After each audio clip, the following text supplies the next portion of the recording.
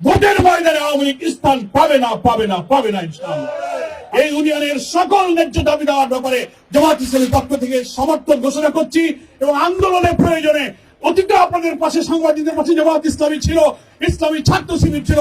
সামনে সাংবাদিকদের অধিকার আদায়ের সংগ্রামে আমরা জামাত ইসলামী আপনাদের পাশে থাকবো এবং ইনশাআল্লাহ এই সংগ্রামে আমরা বিজয়ী হব। আসসালামু আলাইকুম। আওয়ামী লীগের স্বপ্নকে দুঃস্বপ্নে পরিণত করে দিয়েছে, অর্থাৎ স্বপ্ন দোষে পরিণত করে দিয়েছে বিএনপি জামাত।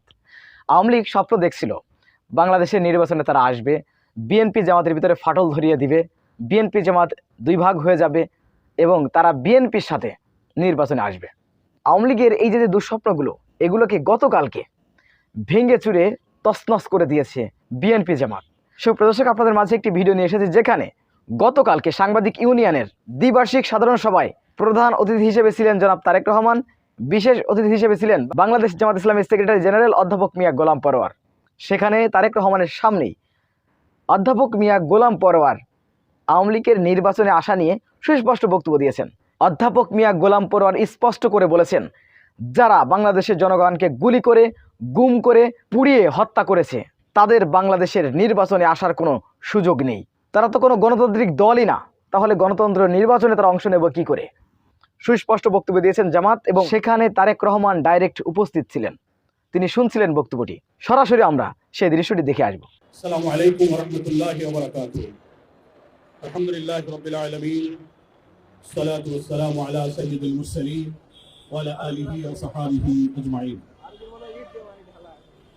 ঢাকা সাংবাদিক ইউনিয়নের এই বার্ষিক সাধারণ সভার প্রিয় ভাজন সভাপতি, ডিউজের সভাপতি, সাংবাদিক নেতা শহীদুল ইসলাম, আজকের এই ডিউজের বার্ষিক সাধারণ সভার সম্মানিত প্রধান অতিথি, বাংলাদেশ জাতীয়তাবাদী দলের ভারপ্রাপ্ত চেয়ারম্যান, বাংলাদেশের ফ্যাসিবাদ বিরোধী আন্দোলনের সংগ্রামী মজলুম নেতা জনাব তারেক রহমান, আজকের এই সম্মেলনে উপস্থিত আমার প্রিয় সাংবাদিক বন্ধুগণ, সুধীবৃন্দ এবং দেশবাসী, বাংলাদেশ জামাত ইসলামের সম্মানিত আমির, বাংলাদেশের রাজনৈতিক নেতৃবৃন্দের মধ্যে নন্দিত নেতা, আলোচিত নেতা, মানবিক নেতা ডক্টর শফিকুর রহমানের পক্ষ থেকে সকলকে আমি আন্তরিক শুভেচ্ছা এবং ধন্যবাদ জানাচ্ছি। সাংবাদিকদেরকে পৃথিবীতে সভ্যতার ব্যবহৃতার বলা হয়। আমি আশা করব বাংলাদেশের সাংবাদিকদের মধ্যে বহু বিভক্ত রাজনীতির, সংবাদপত্রের স্বাধীনতা রোধ করা, বিভিন্ন কারণ তৈরি করে আওয়ামী ফ্যাসিবাদী শক্তি যেভাবে বাংলাদেশের সংবাদপত্র আমাদের মুক্ত কণ্ঠকে রুদ্ধ করেছে, সাংবাদিকদের মধ্যে অপর সংস্কৃতি, অপর রাজনীতি ঢুকিয়ে বহুদা বিভক্ত করে এই সভ্যতার ব্যারোমিটারকে ধ্বংস করে দিয়ে সভ্যতাকে তছনছ করে দিয়েছে। যেমন তছনছ করেছে আমাদের গণতন্ত্র, যেমন তছনছ করেছে আমাদের ভোটাধিকার, যেমন তছনছ করেছে আমাদের judiciary, civil administration, police administration, রাষ্ট্রযন্ত্রের সকল অর্গানকে করাপ্ট করে দিয়ে, পলিটিসাইজ করে গোটা জাতির সমস্ত অঙ্গ, অর্থনীতি, রাজনীতি, সংস্কৃতি তছনছ করে দিয়ে এই জাতিকে আধিপত্যবাদের একটি সেবাদাসে পরিণত করার সমস্ত আয়োজন তারা সম্পন্ন করেছিল। আজকে সেই আওয়ামী ফ্যাসিবাদ বিরোধী বাংলাদেশ নতুন স্বাধীনতা, নতুন রাষ্ট্র বিনির্মাণের জন্য যে ছাত্র জনতাকে বিপ্লব ঘটিয়েছে, দীর্ঘ 15 থেকে 17 বছরের রাজনৈতিক নেতৃবৃন্দের আন্দোলনের চূড়ান্ত অবস্থায় প্রায় 2000 ছাত্র জনতা রক্ত দিয়ে 18 কোটি মানুষের উত্তাল আন্দোলনকে সফলতার পর্যায়ে নিয়ে গিয়েছেন। সেই বীর ছাত্র জনতার আত্মত্যাগের প্রতি আজকের এই সম্মেলনে দাঁড়িয়ে আমি গভীর শ্রদ্ধা এবং গভীর সহানুভূতি প্রকাশ করছি। যারা এখানে জীবন দিয়েছেন, প্রায় 40,000 ছাত্র জনতা আহত হয়েছে, প্রায় 2000 ছাত্র জনতা শহীদ হয়েছে। আমি যারা শহীদ হয়েছেন তাদের রুহের মাগফিরাত কামনা করছি, যারা আহত হয়েছেন তাদের সুচিকিৎসার জন্য আল্লাহ তাআলার কাছে সাহায্য কামনা করছি। প্রিয় ভাইরা, সাংবাদিক নেতা রুহুল আমিন গাজী সহ এই ডিউজে সাংবাদিক ইউনিয়নের সংগঠনে যারা বারবার ফ্যাসিবাদ বিরোধী, স্বৈরাচার বিরোধী আন্দোলনের নেতৃত্ব দিতে গিয়ে এ যাবৎ এই 15 বছরে যারা জীবন দিয়েছেন, নিহত হয়েছেন, নির্যাতিত হয়েছেন, তাদের আত্মার প্রতি আমি গভীর শ্রদ্ধা এবং মাগফিরাত কামনা করছি। প্রিয় ভাইরা আমার, আজকে অনেক সময় হয়েছে, দীর্ঘ বক্তৃতা আমরা শুনেছি। আমি আমার বক্তব্য খুব দীর্ঘ করতে চাই না। তবে যে বাংলাদেশে আমরা সাংবাদিকতা করি, যে বাংলাদেশে আমরা রাজনীতি করি, যে বাংলাদেশকে একটি সুখী, সমৃদ্ধশালী, নিরাপদ বাংলাদেশ হিসেবে দেখতে চাই, সেই বাংলাদেশের সাংবাদিকতা, সেই বাংলাদেশের রাজনীতিকে কত ক্রিটিক্যাল জায়গায় পৌঁছে গিয়েছে সে সম্পর্কে আমাদের দায়িত্ব সম্পর্কে দুটি কথা বলে আমি আমার বক্তব্য শেষ করতে চাই। সুধীবৃন্দ, সাংবাদিকদের চেয়ে কথা আর কেউ বেশি ভালো জানে না। তারাই ভালো জানেন যে বিগত 15 বছর নয়, 17 বছর এই বাংলাদেশে দেশের কোটি কোটি মানুষ কি কালো অধ্যায় অতিক্রম করেছে। যে কালো অধ্যায় আমাদের ভোটাধিকার ছিল না, গণতন্ত্র ছিল না, সংবাদপত্রের স্বাধীনতা ছিল না, আমাদের মূল্যবোধ ছিল না, বিচার বিভাগের স্বাধীনতা ছিল না, মানুষের রাজনৈতিক অধিকার অর্থনৈতিক সব খর্ব করা হয়েছিল। সেই বিপন্ন সভ্যতা, বিপন্ন মানবতাকে মুক্তি দেওয়ার জন্য কিন্তু আমাদের এই ছাত্র জনতা রক্ত দিয়েছে। আজকে আমরা নতুন বাংলাদেশ নির্মাণে একটি অন্তর্বর্তীকালীন সরকার আমরা পেয়েছি। এটা ছিল গণ অভ্যুত্থানের 5ই আগস্টের গণ অভ্যুত্থানের গণ আকাঙ্ক্ষার প্রতিফলন হচ্ছে এই অন্তর্বর্তীকালীন সরকার। এটা ছাত্র জনতার আকাঙ্ক্ষা পূরণের জন্য তারা এসেছেন। তাদের দায়িত্ব হচ্ছে একটি নির্বাচিত জনপ্রতিনিধিদের হাতে ক্ষমতা হস্তান্তর করে আমাদের গণতন্ত্রের পথে নতুন অভিযাত্রাকে সাফল্যমণ্ডিত করা। এবং আমরা মনে করি এই অন্তর্বর্তীকালীন সরকারের সকল সিদ্ধান্ত, সকল পলিসি, সকল ভূমিকা সবকিছুর মধ্যে গণ আকাঙ্ক্ষার প্রতিফলন থাকা উচিত। কিন্তু 3 মাস অতিবাহিত হচ্ছে, এই ছাত্র জনতার এই রক্তদান, এই আত্মত্যাগের মধ্য দিয়ে মানুষের যে গণ আকাঙ্ক্ষার প্রতিফলন ঘটেছিল, 5ই আগস্টের যে চেতনা আমরা লক্ষ্য করছি, দুঃখজনক হলেও দুর্ভাগ্যজনক হলেও অন্তর্বর্তীকালীন সরকারের কোন পলিসি, কোন সিদ্ধান্ত সেই গণ আকাঙ্ক্ষার সাথে মিলছে না, সেই গণ আকাঙ্ক্ষার প্রতিফলন ঘটছে না। আমরা বিনয়ের সাথে বলতে চাই, গণতন্ত্রের পথে, নির্বাচনের পথে নতুন অন্তর্বর্তীকালীন সরকারের এই অভিযাত্রাকে আমরা ইতিবাচক ভাবে দেখি। সরকার এবং তার আশেপাশে তাদের সাথে পরামর্শ করে গুরুত্বপূর্ণ জায়গায় কিছু লোককে তারা সেট করছেন। কোন সিদ্ধান্তে গুরুত্বপূর্ণ সময়ে তারা পলিসি মেকিং করছেন, কেন জনগণের আকাঙ্ক্ষার সাথে মিলছে না, কেন জনমনে ক্ষোভ এবং বিতর্ক তৈরি হচ্ছে। আমি আশা করব অন্তর্বর্তীকালীন সরকারের উপদেষ্টা পরিষদ সে বিষয়গুলোকে বিবেচনায় নেবে।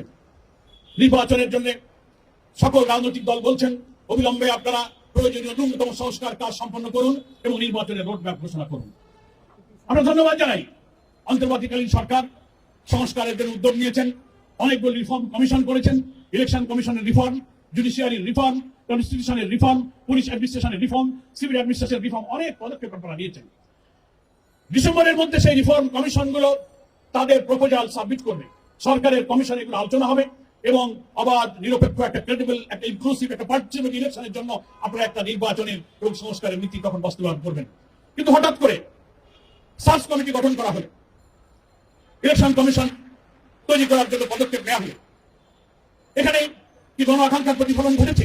আমরা তো মনে করেছিলাম রাজনৈতিক দল হিসেবে আমাদের সমস্ত স্টেক হোল্ডারদের কাছে প্রপোজাল চাওয়া হলো, আমরা নির্বাচনী ব্যবস্থা সংস্কারের জন্য প্রপোজাল দিচ্ছি, সিভিল সোসাইটি স্টেক হোল্ডার সবাই দিচ্ছেন, যেটা ডিসেম্বরের মধ্যে সেগুলো আসবে এবং সেই নির্বাচনী সংস্কার প্রস্তাবের মধ্যে ইলেকশন কমিশনের জন্য সার্চ কমিটি গঠনের কি পদ্ধতি হবে সেটাও কিন্তু it is also the part of proposal, reform proposal. কিন্তু সেটা আসার আগেই আপনারা একটা সার্চ কমিটি গঠন করে ফেলেছেন। আমরা এটাকে ইতিবাচক ভাবে দেখছি। এটাকে হাজারো শহীদের রক্তদানের পরে এই নতুন অর্জিত বাংলাদেশের একটি গণতন্ত্রের মধ্যে অভিযাত্রাকে আমি ইতিবাচক ভাবে দেখতে চাই, নেতিবাচক দেখতে চাই না। কিন্তু আপনারা তো এই সংস্কার প্রস্তাবের মধ্য দিয়ে আওয়ামী লীগের রেখে যাওয়া সার্চ কমিটি গঠনের পদ্ধতিকে গ্রহণ করে আপনারা যে সার্চ কমিটিটা গঠন করলেন, এখানে কি গণ আকাঙ্ক্ষার প্রতিফলন হয়েছে এটা বিবেচনার জন্য আমি আপনাদের কাছে রাখতে চাই। আপনারা এই জনগণের কাছে প্রপোজাল চাইলেন, আমরা পেশ করে ডিসেম্বর যেতে গেলেন না, ভাবছিলাম সিদ্ধান্ত নিলেন। এখানে একটা রহস্যের তৈরি হয়। এরকম কিছু সিদ্ধান্তের জন্য আপনি সংবিধান সংস্কারের প্রস্তাব চাইবেন, আপনি দুর্নীতি দমন কমিশনের প্রস্তাব চেয়েছেন, সংস্কারের পুলিশ অ্যাডমিনিস্ট্রেশনের জন্য চেয়েছেন, আমরা ডিউ টাইমে সব দিচ্ছি। সেজন্য আমি অন্তর্বর্তীকালীন সরকারের কাছে বলবো, আমরা যেন আর ভুল না করি। 15 থেকে 17 বছর বারবার আমরা ভুল করেছি, অনেক সময় রাজনৈতিক নেতৃত্বের ভুল হয়েছে, পলিসি মেকিং এ ভুল হয়েছে। আজকে সমস্ত রক্তদানের পর জন আকাঙ্ক্ষার প্রতিফলন হিসেবে আপনারা আজকে দায়িত্ব নিয়েছেন, আপনাদের কাছে আর এমন কোন ভুল সিদ্ধান্ত, ভুল পলিসি আমরা দেখতে চাই না। প্রিয় ভাইরা আমার, আজকে তাই একটি রাজনৈতিক দলের প্রতিনিধি হিসেবে আমাদের আহ্বান থাকবে এই সরকারের প্রতি, দেশবাসীর প্রতি, অন্তর্বর্তীকালীন সরকারের এই নির্বাচন যাওয়ার যে পথ, একটি নতুন স্বাধীনতা, নতুন বিপ্লবের পরে আমাদের জাতির সামনে যে নিউ ডাইমেনশন, সেটাকে কি করে জাতির জন্য কি নিরাপদ, সমৃদ্ধ, ক্ষুধা দারিদ্র্যমুক্ত, অন্নহীন, বস্ত্রহীন, নিরন্ন মানুষের দুঃখ দূর করে একটি চমৎকার সমৃদ্ধ বাংলাদেশ উপহার দেওয়ার জন্য শহীদদের রক্তর দায় আমরা শোধ করতে পারি, সেই বাংলাদেশ নির্মাণের জন্য আমাদের মধ্যে একটা জাতীয় ঐক্য, একটা চিন্তার ঐক্য, সেই ঐক্যের ভিত্তি হতে হবে 5ই আগস্টের বিপ্লবের চেতনা হবে সেই ঐক্যের ভিত্তি। যারা ফ্যাসিবাদ বিরোধী আন্দোলনে দীর্ঘ বছর ময়দানে থেকেছেন, জীবন দিয়েছেন, রক্ত দিয়েছেন, তারা যে চেতনা মৃত্যুকে মাঝখানে এসেছিলেন, সব দলের মধ্যে তো দলের মতপার্থক্য থাকতে পারে, দৃষ্টিভঙ্গি, কর্মসূচি, কর্মকাণ্ড থাকতে পারে। ওই 5ই আগস্টের ব্যাপারে তো আমাদের মধ্যে কোনো মতপার্থক্য ছিল না। আমরা এক দফার আন্দোলনের দফা রক্ত দিয়েছি, আমাদের সোনার ছেলেরা জীবন দিয়েছে। এখন জাতীয় পলিসি নির্ধারণে জাতীয় নির্বাচন সামনে আসছে, এখানে আমি মনে করি ফ্যাসিবাদ বিরোধী আন্দোলনের মাঠে থাকা রাজনৈতিক দলের মধ্যে একটি চিন্তার ঐক্য এমন থাকতে হবে। অনেক নির্বাচনী কলা কৌশল আছে, জাতীয় ঐক্যের ভিত্তিতে আমরা এমন একটি নির্বাচনী পন্থা অবলম্বন করতে পারি যে জাতীয় নির্বাচনের মধ্য দিয়ে আওয়ামী ফ্যাসিবাদকে রাজনৈতিকভাবে এখানে আমরা নিঃশেষ করে দিতে পারি। কিন্তু ফ্যাসিবাদ বিরোধী আন্দোলনের রাজনৈতিক দলের মধ্যে যদি ঐক্য বিভেদ সৃষ্টি করার মতো কোনো কথা, কোনো ভূমিকা, কোনো বক্তব্য, কোনো ইশারা, কোনো ইঙ্গিত, এমনকি আমি খুব বিনয়ের সাথে ক্ষমা চেয়ে বলতে চাই, কোনো মিডিয়া সংবাদ মাধ্যম রাজনৈতিক নেতৃত্বের বক্তব্যের সুবিচার না করে তিন দিকে চার দিকের কথাকে এমন ভাবে প্রেজেন্ট করেন, মানুষের মধ্যে বিভ্রান্তি তৈরি হয়। সভ্যতার প্যারামিটার হচ্ছে সাংবাদিকতা। এই দেশ, এই জাতিকে যদি সভ্যতার শীর্ষে আমরা নিতে চাই, তাহলে প্রেস ক্লাব হচ্ছে সকল মুক্ত পথ, মুক্ত চিন্তা, সভ্যতার সবচেয়ে মিলন কেন্দ্র। এখানে কলম যোদ্ধা, সংবাদপত্রের সদস্য যারা সৈনিক হিসেবে কাজ করতেন, তারাও কিন্তু একটি জাতীয় ঐক্য বিনির্মাণের জন্য, একটি নিরপেক্ষ নির্বাচনের জন্য, ফ্যাসিবাদ বিরোধী সমস্ত রাজনৈতিক দলের ঐক্য গঠনের জন্য কিভাবে আপনি সংবাদ পরিবেশন করবেন, বক্তব্যগুলো কিভাবে আপনি মানুষের কাছে তুলে ধরবেন, স্টাইল অফ প্রেজেন্টেশনটা কিন্তু একটা গুরুত্বপূর্ণ ব্যাপার। সাংবাদিকদেরকে সে বিষয়ে নজর রাখার জন্য আমি বিনয়ের সাথে অনুরোধ করব। সংগ্রামী সুধীবৃন্দ, আজকে আমাদের ছাত্র জনতার রক্তদান, রাজনৈতিক দলের এত আত্মত্যাগ, শুধু যদি দলের স্বার্থে, নিজের স্বার্থে, অনেকে বলেন হ্যাঁ আওয়ামী লীগ ফ্যাসিবাদ বিদায় নিয়েছে, আগামী নির্বাচনে আসবেন কি আসবেন, অনেকে প্রশ্ন করছেন সাংবাদিকরা, তাদের জন্য গণতন্ত্রের অধিকার কি হবে না, তারা কি নির্বাচনে আসতে পারবে না? আমরা পরিষ্কার করে বলেছি, গণতন্ত্রের সাথে তাদেরকেই মানায় যাদের দলে, যাদের আদর্শের মধ্যে গণতন্ত্র আছে। আওয়ামী লীগ তো সেই দল, শেখ মুজিবুর রহমান ক্ষমতায় আসার আগে তিনি যে গণতন্ত্রকে ব্যবহার করেছিলেন, বৈষম্য বিরোধী আন্দোলন, শোষণ, জুলুম, নিপীড়নের বিরুদ্ধে বক্তব্য দিয়ে তিনি গণতন্ত্রের সিঁড়ি বেয়ে ক্ষমতা এসেছিলেন। ক্ষমতা এসে তিনি নিজেই কিন্তু সেই গণতন্ত্রের সিঁড়িকে নিজেই ফেলে দিয়েছিলেন।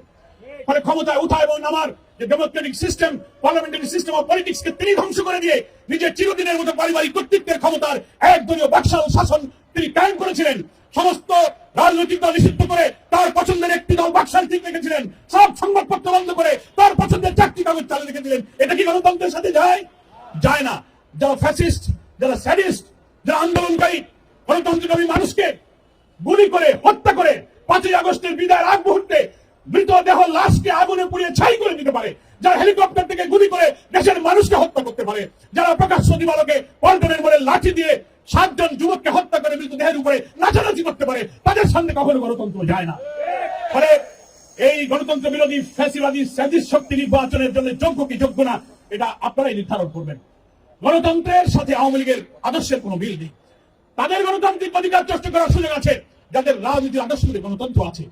আপনি এই 15টা বছর বিরোধী রাজনৈতিক দলের সঙ্গে, আমাদের ছাত্রদের সঙ্গে কি ব্যবহার করেছেন, নিষ্ঠুরভাবে কিভাবে খুনের স্টিমরোলার চালিয়েছেন, বুঝতে পারছেন। 5 তারিখে বাংলাদেশের কোটি কোটি মানুষ চতুর্দিক থেকে গণভবন মুখে যে কোটি মানুষের উত্তর আন্দোলনের ঢেউ শুরু হয়েছিল, শেখ হাসিনা রেহানা যদি পালিয়ে না যেত, ওই গণভবনে থাকলে সেদিন দৃশ্য কি হতো ওটা দুনিয়া সেদিন দেখতে পেত। ফলে আপনি বা আপনারা গণতন্ত্রের কোন সহায়ক শক্তি নয়, বরং আপনাদের সকল আচরণ, আপনারা ভোটাধিকার নষ্ট করেছেন, আপনারা বিরোধী রাজনৈতিক দল মতকে ধ্বংস করেছেন, বিচার বিভাগকে একেবারে পলিটিসাইজ করেছেন, কোথাও বিরোধী দলের সুযোগ এবং গণতন্ত্র দেননি। আজকে আপনি নিজেদের গণতান্ত্রিক শক্তি এবং অধিকারের চর্চা করেননি, এখন আপনি কেন সেই গণতন্ত্রের দাবি করেন? বরং ফ্যাসিবাদ বিরোধী আন্দোলনে আমরা যারা ময়দানে ছিলাম, আমাদের ভোটাধিকার, আমাদের গণতন্ত্র আপনারা হরণ করেছেন। এখানে গণতন্ত্রের চর্চা করার নৈতিক, রাজনৈতিক, সাংবিধানিক অধিকার শুধু আমাদেরই আছে। অগণতান্ত্রিক শক্তি কখনো গণতন্ত্রের কাছে স্থান পায় না। সেজন্য আমি পরিষ্কার করে বলবো যে যাদের হাতে গণতন্ত্র নিরাপদ নয়, দেশের স্বাধীনতা, অখণ্ডতা, সার্বভৌমত্ব, মূল্যবোধ কোনো কিছু নিরাপদ নয়, তারা গণতন্ত্রের জন্য নিরাপদ নয়। ইনশাআল্লাহ জনগণ সিদ্ধান্ত গ্রহণ করবে এবং ফ্যাসিবাদ বিরোধী আন্দোলনে সকল রাজনৈতিক দলের কাছে আমার আজকের এই প্রেস ক্লাব থেকে আহ্বান থাকবে, আসুন আসন্ন জাতীয় নির্বাচনে একটি গ্রহণযোগ্য সময়ের মধ্যে অবাধ করার জন্য অন্তর্বর্তীকালীন সরকারকে আমরা সহযোগিতা করি। অস্থিরতা তৈরি না করে অরাজকতা সৃষ্টির জন্য 5ই আগস্টের বিপ্লবের পর যারা প্রতি বিপ্লব, জুডিশিয়াল কু, আনসার কাণ্ড, প্রশাসনের অস্থিরতা তৈরি করা, হিন্দু বৌদ্ধ খ্রিস্টানদের মধ্যে উস্কানি দিয়ে দুনিয়ার সামনে তাদের জন্য অনিরাপদ বাংলাদেশ দেখিয়ে এই সরকারকে অস্থিতিশীল করতে চেয়েছিল, তারা ব্যর্থ হয়েছে। দেশপ্রেমিক সেনাবাহিনী এবং ছাত্র জনতা সেটা ব্যর্থ করে দিয়েছে। সেই ঐক্য ধরে রেখে আগামী জাতীয় নির্বাচনে আমরা নিশ্চয়ই নির্বাচনের একটা কৌশল অবলম্বন করতে পারি, যে কৌশল করলে ভোটের ময়দানে আওয়ামী লীগ স্থান পাবে না, পাবে না, পাবে না ইনশাআল্লাহ। আমি জাতীয়ভাবে সেই রাজনৈতিক চিন্তার ঐক্য তৈরি করার জন্য জাতীয় নেতৃবৃন্দের প্রতি, ফ্যাসিবাদ বিরোধী সংগ্রামী জনতা, ছাত্র জনতার প্রতি আহ্বান জানিয়ে আজকের এই ঐতিহাসিক এমন এক সময় এই সম্মেলন হলো, নতুন বাংলাদেশ, নতুন স্বাধীনতা, 5ই আগস্ট, যেখানে মানুষের অজস্র গণ অভ্যুত্থানের আশা আকাঙ্ক্ষা আমাদের দিকে তাকিয়ে আছে। আজকের বিএনপির সম্মানিত ভারপ্রাপ্ত চেয়ারম্যান, আজকের এই অনুষ্ঠানের সম্মানিত প্রধান অতিথি, তিনি এই জাতির দুঃখ, কষ্ট, বেদনা, এই জাতির আশা আকাঙ্ক্ষা, রাজনৈতিক দলের কাছে জনগণের আশা আকাঙ্ক্ষা তিনি উপলব্ধি করেন। আমি তাকে ধন্যবাদ জানিয়ে বলবো, আপনি মানুষের কথা শুনলেন, মানুষের আবেগ দেখলেন, মানুষের চাওয়া এবং মনের কথা আপনি শুনতে পারলেন। আশা করি আপনি সহ সকল রাজনৈতিক দল ফ্যাসিবাদ বিরোধী জোটকে তাদেরকে আমরা বিদায় করেছি। নির্বাচনের সেই আকাঙ্ক্ষার প্রতিফলনের মধ্য দিয়ে আমরা ফ্যাসিবাদের রাজনৈতিক অবসান আমরা নিশ্চিত করতে চাই। সকলকে ধন্যবাদ জানিয়ে এই ঢাকা সাংবাদিক ইউনিয়নের বার্ষিক সম্মেলনে আমাদের আমন্ত্রণ জানিয়ে আমি আমার বক্তব্য শেষ করতে চাই। বহুদা বিভক্ত সাংবাদিকরা আরো ঐক্যবদ্ধ হোক। ফ্যাসিবাদের যারা দোসর ছিলেন তাদের গণতন্ত্র চর্চা, বাক স্বাধীনতার চর্চা যেহেতু তাদের পছন্দ হয় না, প্রেস ক্লাবও তাদের জন্য কিন্তু মানানসই কোনো জায়গা নয়। ফলে আমি ঢাকা সাংবাদিক ইউনিয়ন অনেক ঐতিহাসিক সিদ্ধান্ত নিচ্ছেন, সেই সিদ্ধান্তের সঙ্গে জামাত ইসলামের পক্ষ থেকে আমি ঐক্যমত্য পোষণ করছি। সাংবাদিক ইউনিয়ন একটি ট্রেড ইউনিয়ন আন্দোলন। আপনাদের বেতন কাঠামো, সংবাদপত্রের মালিকদের কাছে আপনাদের ন্যায্য পাওনা অধিকার সম্পর্কে এই ইউনিয়নের সকল ন্যায্য দাবি দেওয়ার ব্যাপারে জামাত ইসলামের পক্ষ থেকে সমর্থন ঘোষণা করছি। এবং আন্দোলনের প্রয়োজনে অতীত আপনাদের পাশে সাংবাদিকদের পাশে জামাত ইসলামী ছিল, ইসলামী ছাত্র শিবির ছিল। সামনে সাংবাদিকদের অধিকার আদায়ের সংগ্রামে আমরা জামাত ইসলামী আপনাদের পাশে থাকবো এবং ইনশাআল্লাহ এই সংগ্রামে আমরা বিজয়ী হব। সকলকে ধন্যবাদ জানিয়ে আমার বক্তব্য শেষ করছি। খোদা হাফেজ। বাংলাদেশ জিন্দাবাদ, জামাত ইসলামী জিন্দাবাদ। সুপ্রিয় দর্শক, বিএনপি জামাত আবারও এক টেবিলে। বিষয়টি আপনারা কিভাবে দেখছেন অবশ্যই আপনাদের মূল্যবান মন্তব্য কমেন্ট বক্সে জানাবেন। সবসময় সত্য নির্ভর তথ্য পেতে স্বাধীন বাংলা ইউটিউব চ্যানেলটি সাবস্ক্রাইব করে আমাদের সাথে থাকুন। আসসালামু আলাইকুম রহমতুল্লাহি ওয়া বারাকাতুহু।